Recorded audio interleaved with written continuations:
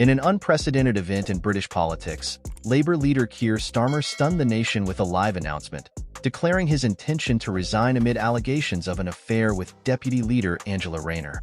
This shocking revelation has not only sent shockwaves through the Labour Party, but has also ignited public debate on leadership, trust, and accountability in politics. The day started like any other, but as whispers of a potential announcement circulated, political commentators and the public alike sensed that something monumental was about to unfold. The press conference was scheduled for noon, and the atmosphere outside Labour HQ was thick with anticipation. Journalists jockeyed for position, and supporters gathered, hoping for clarity amidst the swirling rumors. Starmer appeared at the podium, flanked by party officials, his expression grave. The tension was palpable as the cameras clicked and the world held its breath. What followed was a heartfelt acknowledgement of personal failings that would reshape his political career and the landscape of the Labour Party. "I stand before you today with a heavy heart and a clear conscience," Starmer began, his voice steady but tinged with emotion. "I have made mistakes, profound mistakes, that affect not just myself but my family and my party." The room fell silent as he revealed the affair with Rayner, a disclosure that had been the subject of rampant speculation for weeks. Starmer continued, "I have betrayed the trust of my colleagues, and I recognize the weight of my actions. Therefore, I am announcing my resignation as the leader of the Labour Party." The words hung in the air, a stark contrast to his previous assurances of integrity and unity. The immediate fallout was explosive. Social media erupted, with reactions ranging from disbelief to outrage. Hashtags like Starmer resigns trended within minutes, and political commentators scrambled to analyze the implications of his announcement. Supporters expressed shock and disappointment. "I never thought he would do something like this," said one longtime Labour member. "This feels like a betrayal to all of us who believed in him." Others, however, took a more sympathetic view. "He's human, and humans make mistakes. We need to support him through this," remarked a young activist. Angela Rayner, who had stood by Starmer throughout his leadership, was visibly shaken.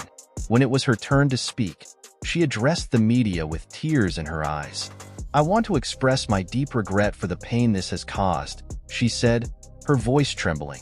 "We both made mistakes, and I take responsibility for my part in this." Rayner's emotional response only fueled speculation about her political ambitions. Many wondered if she would consider running for the leadership herself, a prospect that could further divide a party already reeling from the scandal. The scandal did not occur in a vacuum. The Labour Party had been struggling to regain its footing since the 2019 general election, where it suffered a significant defeat. Starmer's leadership was seen as a chance for renewal, a big hug shift towards a more moderate approach that could attract a broader base of support. However, this scandal threatened to derail those efforts. Political analysts began to dissect the implications of Starmer's resignation. "This is not just a personal scandal. It's a crisis for the Labour Party," one commentator noted. "The party must now grapple with its identity and direction at a time when it can least afford to lose momentum." With Starmer's resignation, the Labour Party was left in a precarious position. The leadership vacuum raised urgent questions about who would step in to lead the party through this turbulent time. Names like Rachel Reeves, Lisa Nandy, and even Rayner herself emerged as potential candidates, each bringing their own vision for the future of the party. Internal discussions began to heat up, with party members debating whether to embrace a more centrist approach or return to the party's leftist roots.